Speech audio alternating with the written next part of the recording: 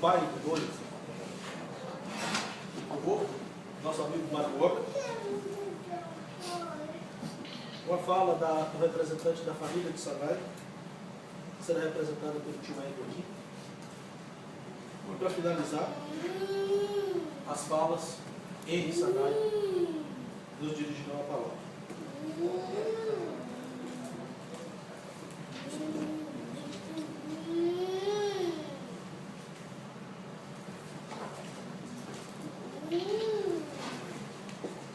Henri Sanai, a família dos dois aqui presentes, os amigos que vieram comemorar esse momento.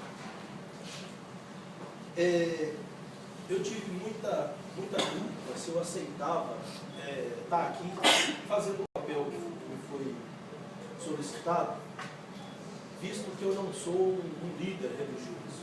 Eu não sou um padre, não sou um pastor, eu sou só um amigo dos dois. E vi que isso não era coisa para mim. Então eu pedi a Deus, meu Espírito Santo, que iluminasse o que eu podia fazer aqui, para que eu estivesse falando em nome de Deus. Para que as palavras fossem em nome dele. E é bíblico que, onde tiver dois ou mais reunidos em meu nome, eu estarei presente. Então é assim que eu quero que você se sinta, em nome de Deus, comemorando, celebrando a união de ele e de Sanai. Eu queria começar dizendo para vocês dois, e eu quero que quem já for casado, repense nisso dentro do seu casamento.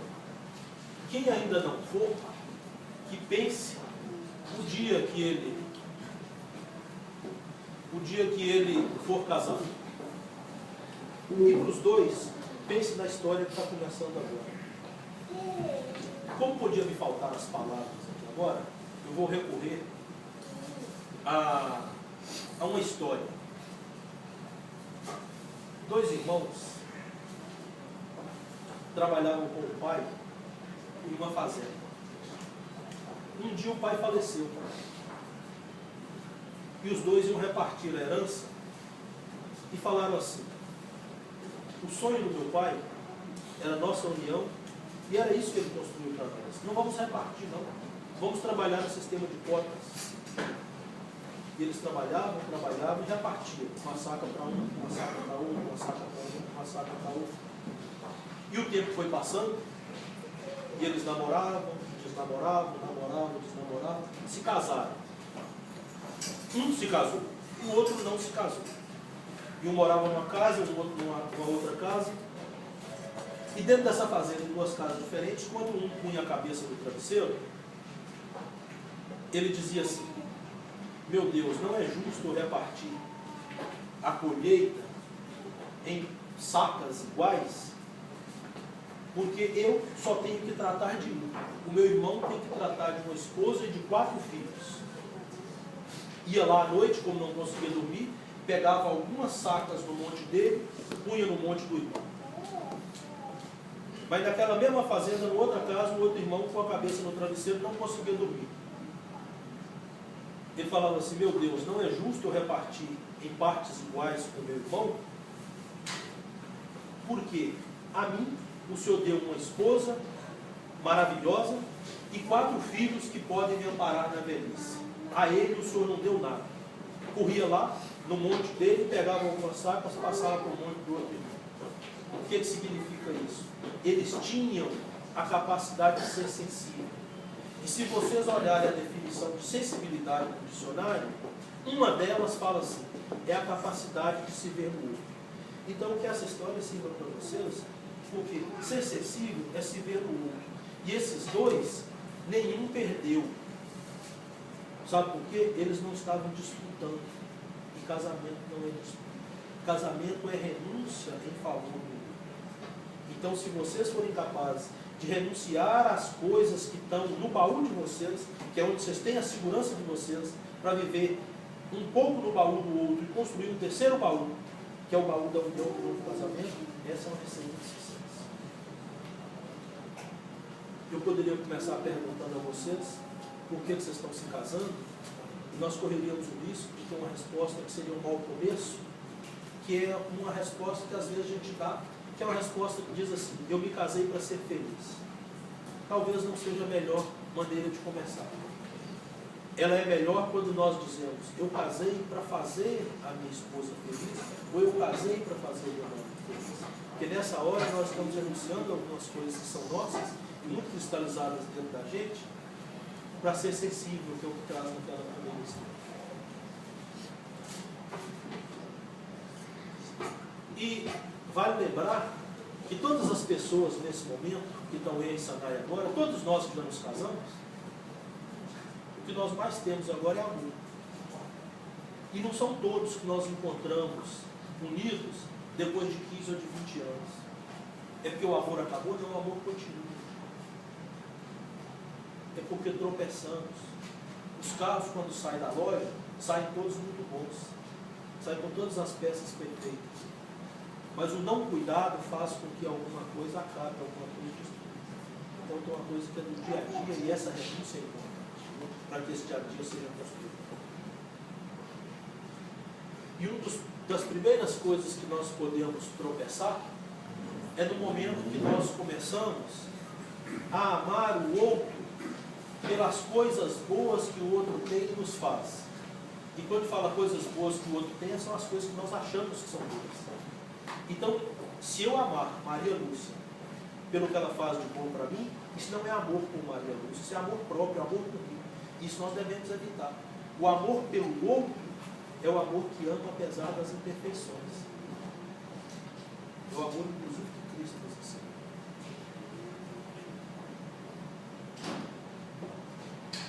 Casamento é um pacto, uma sociedade, só que difere dos pactos das sociedades que nós conhecemos, porque é sagrado.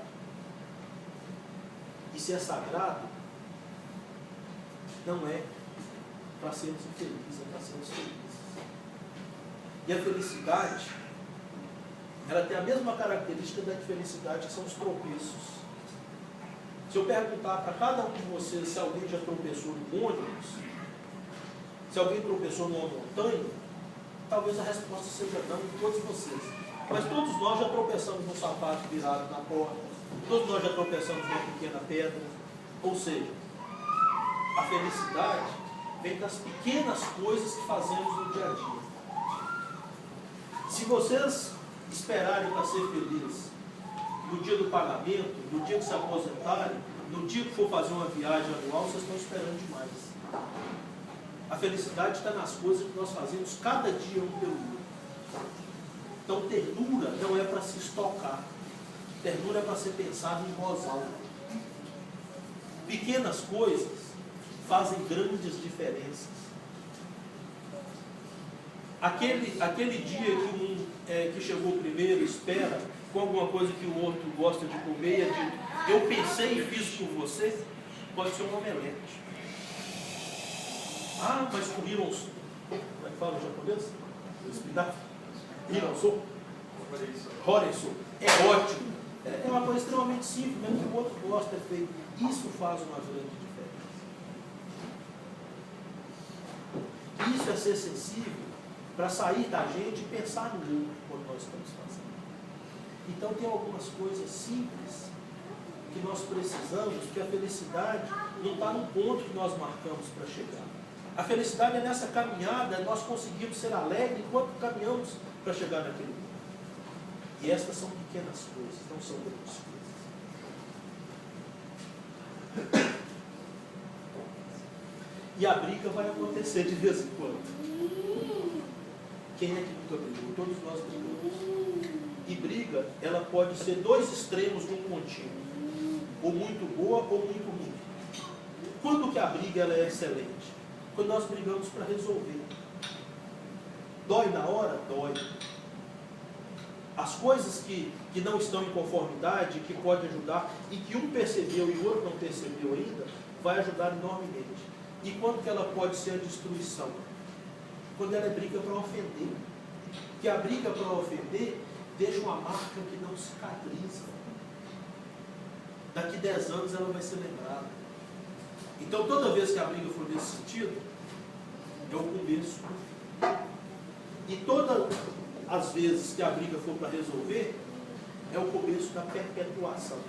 Perpetuar é até que a morte se separe, como deve ser o pensamento hoje.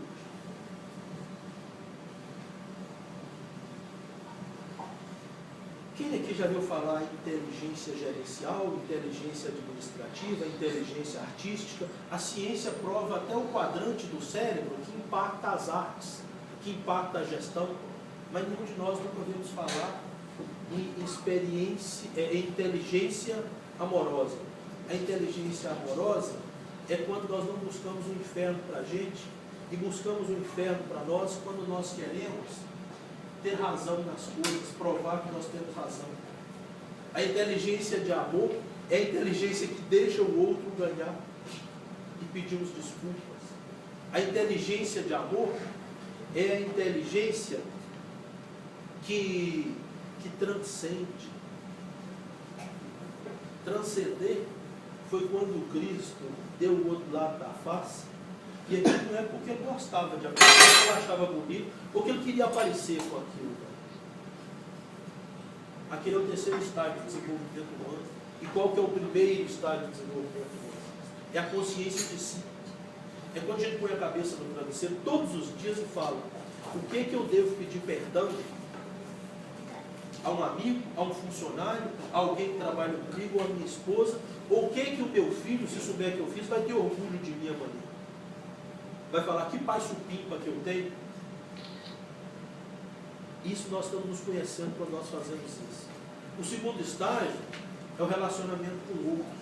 Ou seja, se nós, que somos a pessoa que cuidamos de nós, que nós mais gostamos, nos vemos com capacidade com a possibilidade de termos defeito, termos que pedir desculpas, nós vamos aceitar o outro apesar da imperfeição. Então, o relacionamento com o outro é o segundo estágio de desenvolvimento humano. E o terceiro e o maior de todos, o mais difícil, e que talvez não seja para nós, porque eu só conheço Cristo que fez, é o da transcendência. E quando nós fazemos isso, nós estamos tentando nos aproximar dessa transcendência. Amar apesar das imperfeições. Isso não é próprio. Os erros da Sanai não são próprios dela, os erros do Lênin é próprio do ser humano. Se eu pedir para levantar a mão aqui quem não erra, eu acho que eu não vou ter plateia, ninguém vai levantar a mão. E quando a gente ama apesar dessas imperfeições, é nos aproximar de ideais cristãos, de ideais sagrados, cristãos, budistas e outros, que é transcender.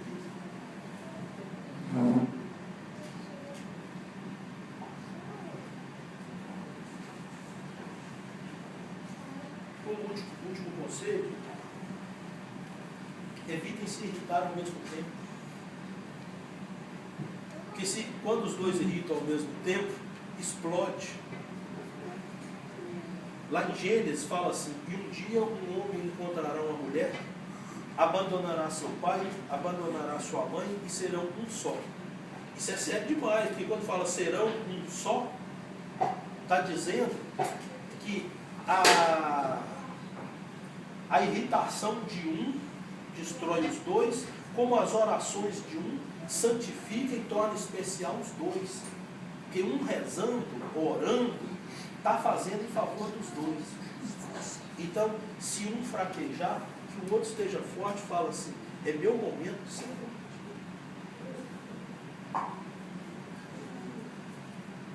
E chamando o senhor Matuoka, eu agradeço a atenção de vocês e me despeço aqui.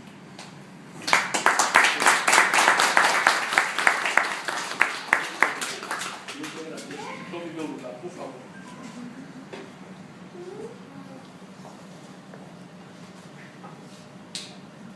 Eu informo que, após a palavra do vô, o senhor Quioca tome esse lugar. Depois do senhor Quioca, que o tio Hélio esteja aqui. Por favor.